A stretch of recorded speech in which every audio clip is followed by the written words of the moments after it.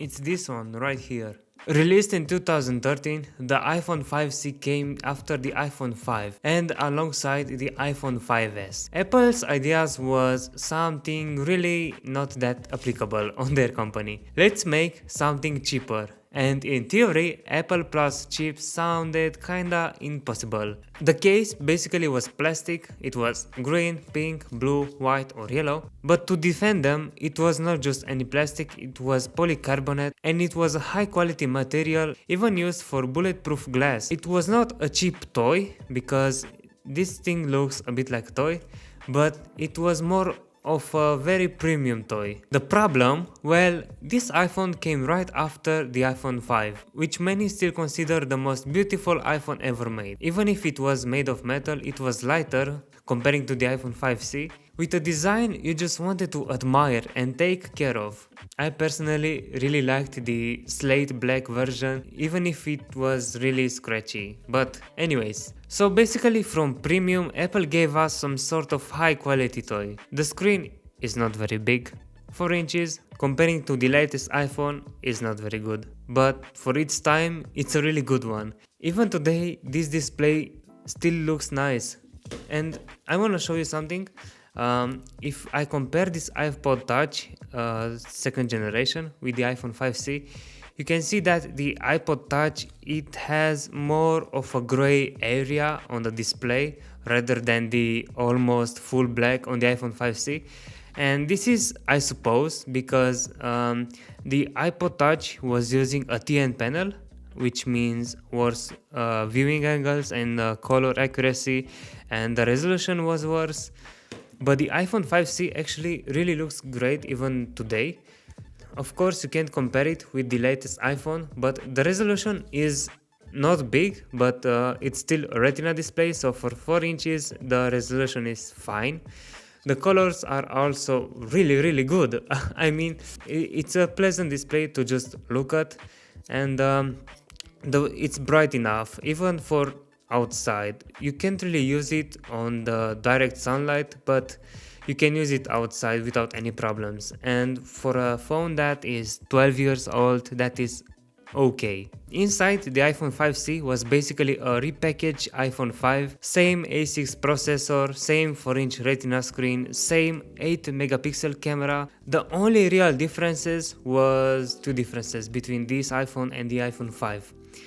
The plastic body and a slightly bigger battery. And I also changed the battery. I bought this thing from the marketplace, of course, because you can buy them new.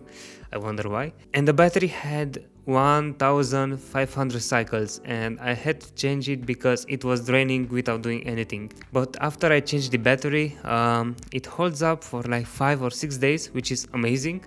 But of course it holds that much because I don't really do a lot on it. I do basic browsing because it still works really fine, and that's kind of it. I will show you in a few minutes how the apps works on this iPhone. So basically this was a cheaper iPhone, but it had a problem. On the same day, the iPhone 5S came out, and that was the real problem. The 5S brought the 64-bit A7 processor, Touch ID, an improved camera with slow motion. I can't really tell you how hyped were people about the slow motion. Back in 2013, 2014, slow motion was a big deal. Today most of people don't really use it. Most of people don't really know that their phone has slow-mo cameras. They don't really care. So if you wanted to buy something truly new, the 5S was the obvious choice. The 5C was just a colorful iPhone 5 sold as if it were new. Not that Apple doesn't still do this today. But let's not compare it with the 5S. Let's stop with the comparison. What's wrong with this phone? Why was it not that great? Because it has a nice screen, the cameras are fine, the battery holds up pretty well. The design, I kinda like the design, and it actually feels really quality to just hold it in your hand. It also had some weird cases with some kind of dots. Those were horrible, please don't buy them. But to hold it without any case, it's actually a nice feeling. And the polycarbonate, the main advantage is that it's a bit elastic. So comparing to an aluminum, if you do a scratch on an aluminum phone, it's gone, but the polycarbonate, it's a bit elastic, so it holds up a bit better. Mine has some kind of scratches here at the corner and here, but other than that, for 20 bucks I think it's a great deal. I mean, I changed the battery, so it's 35 bucks now. So the problem is not the phone, but the price gap. In 2013, when the iPhone 5s came out, it was $650, and it's not much by today's standards, but for that time it was like the best thing that you can buy, the top quality of from Apple. And the 5C, 550. Yep. So the difference was only 100 bucks. And it was not a bad phone, but the price was bad. Let's say that you are in 2013 and you want to buy the latest phone from Apple.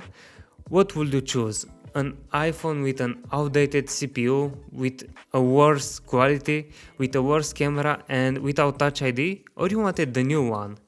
Of course, you will go for the 5S, because people that usually buy these things, they want to hold to them for like 3 or 4 years. If you will do a purchase that will last you for 3 years, of course you will push another 100 bucks and buy the better one. And I think that this will be great phone for like 400 or 450 maybe, because 200 gap is, I think, a little better than 100, because you will think that, hey, I can buy the 5C, but for just another 100 bucks I can buy the 5S. So I think it was some kind of marketing strategy. As using this phone, you can see that I have my SIM card on it. It supports 4G, which is awesome. I use it as a dumb phone right now. I do have some kind of apps, but that's it. I don't really want to install my banking apps, even if I saw that I can install Revolut. I don't really want to do that. Comparing to the iPod Touch, this is like usable, because this wasn't really that usable, even if with the basic apps. But this phone, the weather works, the stock market works. You can call, you can like message. The browser is really fine and fast actually. Let me search for the iPhone 70R. And the keyboard is also really good. Anyways, here. Like, it works super fast for its time. I'm just shocked of how fast this thing works. And let's go for a website. A bit of waiting, but still it works fine. The cameras, I will show you some pictures right now and some videos, so you can hear also the microphone from this thing.